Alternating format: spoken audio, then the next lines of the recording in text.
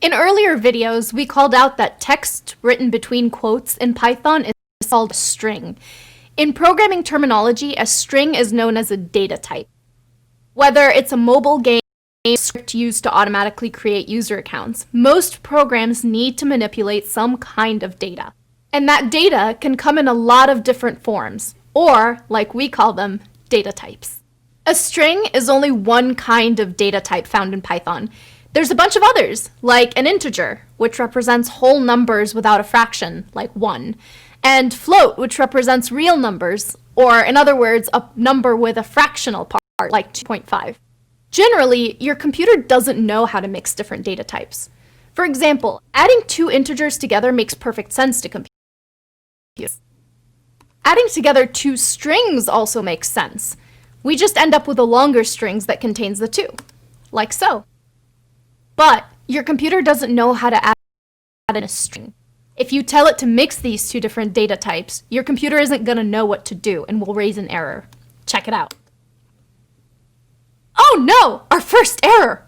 But don't panic. Errors are a common part of programming, and you'll probably have to deal with them a lot. The trick is to think of errors as little clues from your computer to help you improve your programming skills. Read the errors carefully, understand what they're telling you, and then use that new knowledge to help you fix the mistake. In this example, the last line of the error message shows us that we've encountered something called a type error. That tells us that the plus sign can't be used between an int type and an str type, which are short names for integer and string. Thinking about what we've already learned about strings, integers, and mixing data types, can you guess what the error is trying to tell us? The message unsupported operand type tells us that we can't add the integer 7 and the string 8 because they're different data types. But what if you didn't have an instructor to helpfully point that out? How would you know? You'd need to use your research skills and the resources we called out earlier in the course to do some investigating.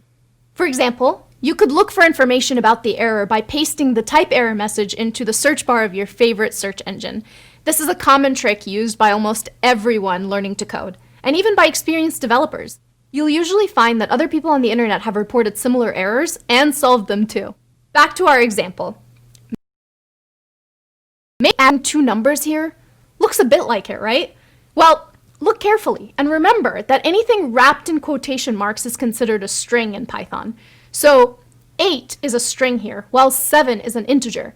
To the computer, adding 7 plus 8 is just as strange as adding 7 plus a is to us. And 7 plus a equals no sense at all.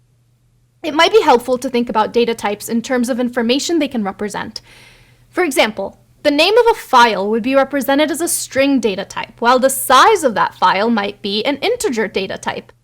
If you're ever not 100% sure what data type a certain value is, Python gives you a handy way to find out. You can use the type function to have the computer tell you the type. And in dealing with code that someone else wrote and you're not sure what data type it's using. For example,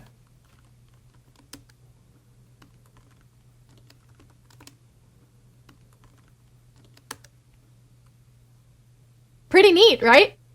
This tells us that A belongs to str class, which, like we said earlier, is short for string. The number 2 belongs to the int class, which is short for integer, and 2.5 belongs to the float class. We'll talk more about what we mean by class later in the course.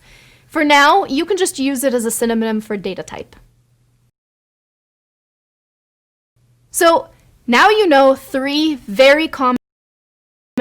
There are plenty of others you'll be using soon, but don't worry about them at the moment.